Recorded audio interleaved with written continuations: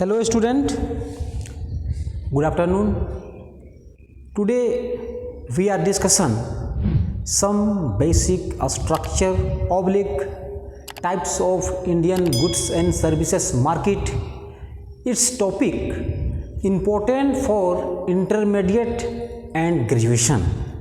Please I request you one types of basically market. Today we are discussing basically one types of market important for Indian economy. Understand? First of all, I want to say perfect competition basically important role play for Indian goods and services market, है ना? तो student समझ में आ रहा है कि नहीं?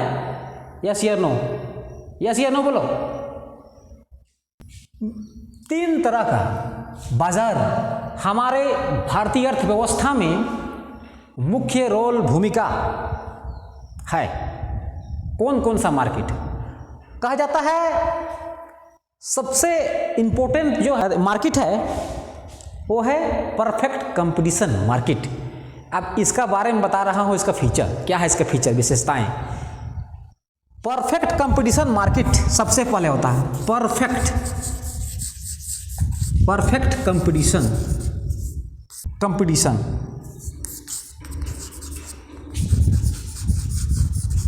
Perfect competition market यानी पूर्ण प्रतियोगिता बाजार इसको कहा जाता है हिंदी में।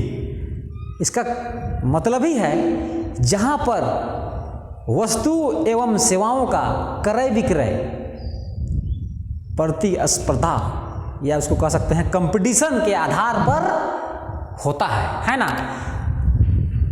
हमें कमेंट लोग करते हैं क्राइटेरिया को थोड़ा सा चेंज किया जाए, इसीलिए मैंने आज मार्केट स्ट्रक्चर को आपके बीच में मैं लाया हूं। इसके बाद में संतुलन अवस्था परफेक्ट कंपटीशन के तहत संतुलन अवस्था को ग्राफ द्वारा आपको प्रदर्शित करेंगे, है ना? तो सबसे पहला इंपॉर्टेंट जो कैरेक्टरिस्टिक है परफेक्ट कंपटीशन मार्केट का, पूर्ण प्रतियोगिता बाजार का, क्रेताओं एवं विक्रेताओं की संख्या की अधिकता। आप जाहिर सी बात है जहां पर क्रेताओं एवं विक्रेताओं की संख्या ज्यादा होगा तो उस बाजार में क्या होगा? वस्तु एवं सेवाओं का जो क्रय विक्रय होगा कंपटीशन के आधार पर होगा और वहाँ कीमत रंग रूप एक समान होगा। यही है मेन इसका कैरेक्टरिस्टिक है, इसका विशेषता फीचर इसको कहा जाता है इंग्लिश में, है ना? तो ये हुआ आपका परफेक्ट कंपटीशन मार्केट, है ना? आगे इसका ग्राफ में रिप्रेजेंटेशन करेंगे, है ना, प्रदर्शित करेंगे। अब दूसरा हो गया आपका मोनोपोली मार्केट। मोनोपोली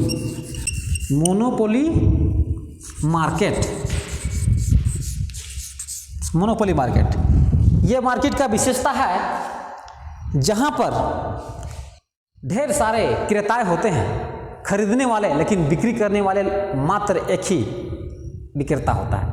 उस बाजार का सबसे मेन फीचर है, विशेषताएं हैं ऐसी बाजार का। क्योंकि हमारा देश में बेसिकली तीन तरह का बाजार पाया जाता है।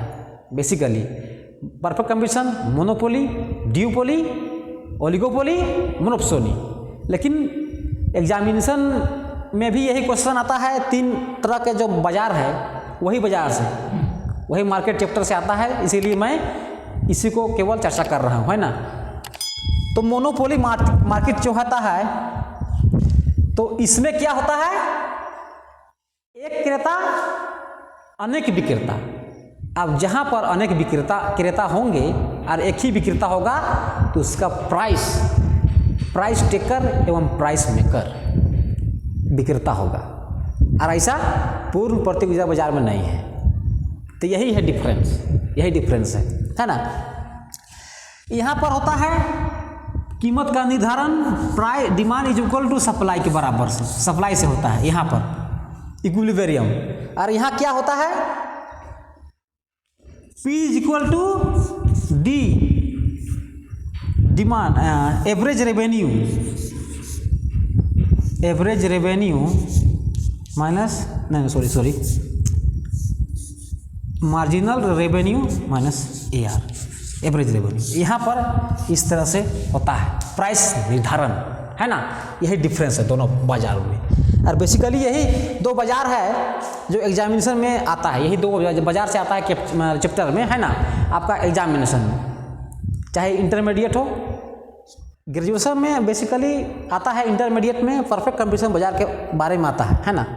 तो यही है दो इसका बाजार। एक होता है ड्यूपोली मार्केट, ड्यूपोली मार्केट,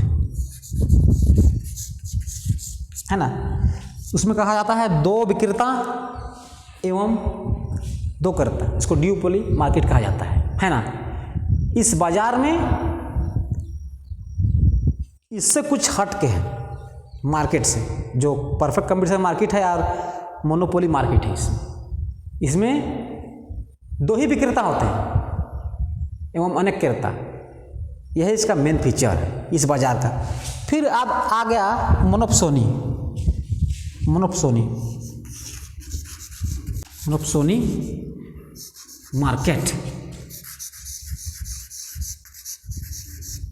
मार्केट हुआ, और एक हुआ आपका monopolistic market, oligopoly market, oligopoly market.